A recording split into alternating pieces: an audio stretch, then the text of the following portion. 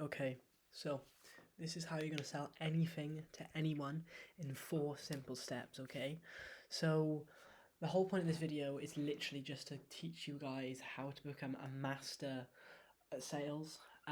So you can sell anything to anybody. You're never ever gonna mess up selling your service. You know what to do right from the beginning, right to the end. Okay, so just diving straight into it. There's two key questions that you need to know the answer to before we actually go ahead and start. Okay, now the two questions are why you need to learn sales and why is sales so significant. So moving on, to the first answer. So why do you actually need to learn sales? So there's 4 key metrics to why you need to learn sales. Okay, now I'm not going to read it all out because I want to keep this video as short as possible for you. But the first one is building long-term relationships. Number 2 is understanding complex sales cycles. Number 3 is tailoring solutions to business needs. Okay, and then navigating competitive markets. They're the 4 key metrics that provide you with an answer on why you actually need to learn sales. Now, I want to add my own thing in here. You need to learn sales because it's the most significant skill on earth. You use it for everything. It's not just for service-based businesses. It's really for everything. Negotiating prices when buying from, a charity shop or something like that. Negotiating prices with vendors, so on and so forth. So sales is such a significant skill to have that it really, really just, is a necessity. And then moving on to the answer for the second question is why is sales so significant? So again, I'm just going to run you through the 4 key metrics. I won't bore you by reading it all. But the first key metric is revenue generation. Market penetration and expansion is the second key metric. The third is customer insights and feedback. Fourth is branding and building loyalty.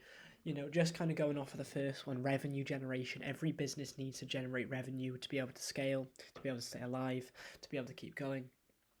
So having sales in your back pocket allows you, to build revenue without having to hire someone else, run ads or something like that. You can literally just pick up the phone, cold call people, use your sales script and kind of, get your sales voice on and start persuading people and selling people on your services, okay?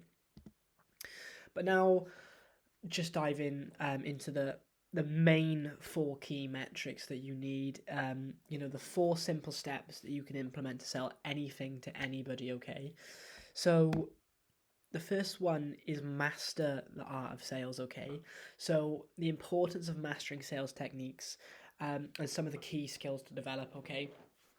So there's 3 key skills that you need to develop to be able to master the art of sales, okay? So the first one is communication and persuasion, and that's the main foundation, okay? So, jumping straight on a call and persuading someone to basically purchase your services is so majorly significant because it really, really kind of takes them from not wanting your product, not knowing what it is, knowing nothing about it. And that's where communication comes in. So you just kind of tell them, give them a bit of information about your product, and then you use persuasion to kind of turn them into a paying client. The second key skill is active listening. And active listening is imperative. So what I mean by active listening is always having your ears turned on at all times. Let's say you're on a cold call, and you have to keep on listening and you have to constantly listen to what your prospect is saying to be able to master the art of sales. Because then let's say they explain one of their pain points and you're kind of switched off, you're not going to know how to fix that in the press, the push of a button. So active listening is imperative. Building rapport and trust is a must. So building as much rapport as possible, getting as much info from them as possible to be able to sell them on a tailored service that you offer is so significant. And then trust is a must. Now trust is overrides everything, okay? Because if you can provide to somebody that you've done what you say you've done before, really kind of builds credibility and allows you to persuade your prospect a lot easier, because their guard drops and they're like, okay, these guys have done it before. Let's just see kind of whether they can actually do what we want them to do. So, and then you're able to persuade them a lot easier. Okay. But just some of the ways that you can speed up mastering the skill of sales, okay, is by reading these free books. So these free books are arguably the most significant sales, if not business books in general, that I've ever read. And that's just the way that I think it is. They're just so majorly significant. So the first book is How to Win Friends and Influence People by Dale Carnegie. Such an important book, because obviously referring back to the how to master the skill of sales is by persuading people. This teaches you how to influence people and basically persuade them. The second book is The Way of the Wolf by Jordan Belfort. This book basically runs through straight line selling, a system that Jordan Belfort made himself. And then what you can do is you can learn all about the straight line selling system and implement it into your sales process to be able to convert a prospect into a paying client. And then The Psychology of Selling by Brian Tracy. This literally just teaches you again how to persuade and how to communicate properly with your prospects to be able to turn them into a paying client. Now, here's 3 YouTubers that I also want you to watch. These 3 YouTubers, I watch them. They're all brilliant. 2, you might have heard of 2, maybe 1. I doubt you would have heard of the third one. So Cole Gordon, he is literally a master at sales, I would argue. He earns over 4 million a month, and he runs a closers.io. So he's definitely a significant figure in kind of in the sales area. Alex Hormozy, which is the one that you probably know. He's really, really good at sales. You could read his book, $100 Million Leads. I didn't put that on the list just because I haven't read it, but I have heard really good things. And then Trent Dressel. So he does software sales. So if you're running an AI automation agency like myself, Trent Dressel is such a good guy to follow, because it's basically the same kind of area, to do with software. So he, has videos of him cold calling. He has videos of him on sales calls. He's such a good YouTuber to kind of get grips to, how you want to lay out, your cold calls, your sales calls, what words to say and what things to say in general. So check all 6 of those out, and let me know in the comments what you think. But the second step is you need to understand your customer. So if you don't understand your customer, you can't kind of resonate with your customer. So it's like impossible to sell your tailored services, from the back, from the back of your mind. But you also need to research and know your target audience, like I mentioned, like it's the back of your hand. You need to identify their needs, pain points, and desires, tailor your approach to match their specific situation, and you need empathy and connection. So basically, like, show that you're genuinely caring about, solving their problems, or caring what their problems are about. So you're able to kind of, again, resonate with your prospect and sell them easily. And the third step is by crafting a compelling value proposition. So you need to clearly articulate the benefits of your product or service. So what is the needs? For instance, in my agency, the benefits of my product is they save time and they drive actionable revenue to your business. And then what you also need to focus on is the value, not just the features.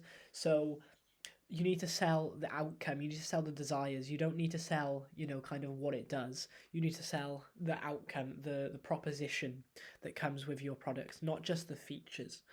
So you also need to use storytelling to kind of make your pitch memorable and relatable, because a business owner, let's say for instance, you cold call them, they could get 20 of those calls a day. You need to make your pitch memorable so you stand out. So whenever they look back over their day and they think, oh, I got this many cold calls. Oh, but I do remember that one because of the pitch was really memorable. And then obviously what comes along with that is, selling that outcome, selling that desire. And finally, you need to demonstrate how your product or service meets the customer's needs. That's so majorly significant, so they can kind of see whether it's the right fit for them. Okay, but moving on to step 4.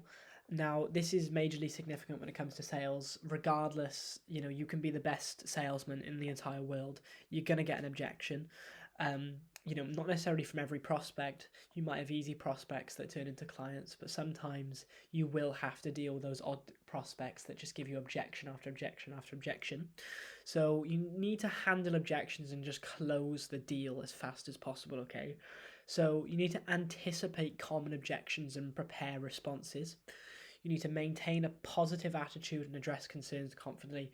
So if they give you an objection, don't kind of, shrivel up into a ball. Keep your head held high and just try and overcome those objections. Just imagine like jumping over a hurdle. That's basically what it is. And then you need to use closing techniques. So the assumptive close, the urgency close, and the summary close, okay? Now, the final thing is you need to ask for the sale. Be clear and direct in guiding the customer to make a decision. So kind of lead them down a road where they either have to say yes or no. And if they say no, they don't provide any more objections. It's literally just a stern no or a yes. But here are some of the 5 most common objections that I found agency owners and AI automation agency owners have to deal with basically on a daily process. So I have to think about it. I'll have to ask my partner first. It simply just doesn't work for us right now. I'm not sure if it would work for us, and we don't have the funds or we're not in the financial position where we can pay for this. So as you can see, these are the 5 most common objections that you get. Now, usually I have to think about it. I'll have to ask my partner first. Usually smoke screens, okay? Now, that's just a kind of let's imagine it as a guard. They're just putting their guard up because they really just don't want to deal with it and they want to get you, away as quick as possible. But if you can get past the smoke screen, then what you're able to do is sell them a lot easier because their guards dropped. So that's where you offer, kind of your portfolio, some of your previous work to kind of dissolve their smoke screen. It simply just doesn't work for us right now. That could be a genuine objection, but you need to kind of lead them down that path and kind of get that out with them, depending whether it actually is or whether they're just, trying to throw up a smoke screen, because it could be disguised as a smoke screen. It's quite a difficult one to kind of understand. I'm not sure if it would work for us. Is basically when they haven't been given enough info about your product, okay? Now, again, that could come under it simply just doesn't work for us right now. They could definitely be, something to do with not having enough information. So that's where straight line selling comes in. You need to give enough information to where the prospect is certain that they want to buy. You need to take them from a 1 to ideally a 6, and then take them from a 6 to ideally 8 or 10 to be able to purchase. But obviously, if worse comes to worse, you can try and sell them, from a 5 above. It really, really is difficult, but ideally just take them from a 1 to a 6, from a 6 to an 8 or a 10, and then they will purchase 100% of the time. And then we don't have the funds to pay for this. So that's usually an objection that they just put in the way because, they either think your product's overpriced, which then what you have to think is if you're charging for instance, I charge a high ticket offer. So if someone's going to say, oh, we don't have the funds to pay this, I think in the back of my mind, can they actually not pay for it, or do they not think it's worth the money? And that's again where you have to prove that it's worth the money.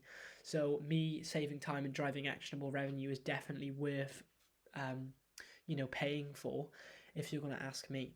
So that's basically it in a nutshell, how to master the art of sales and how to sell anything to anyone. So now what I want you to go and do is sell milk to a milkman, because basically the tips that I just shared with you are that powerful that you can actually go and do that.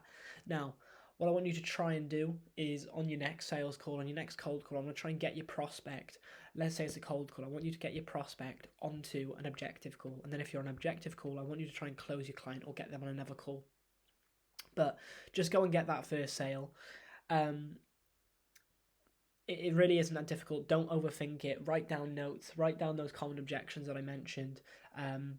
But just to add something in the end, if you want to work with me and learn how to build your own automation sales machine, just click work with me in the bio, and then what we can do is set up a quick call and I can run you through how to build a sales machine, so you don't have to do any of this yourself.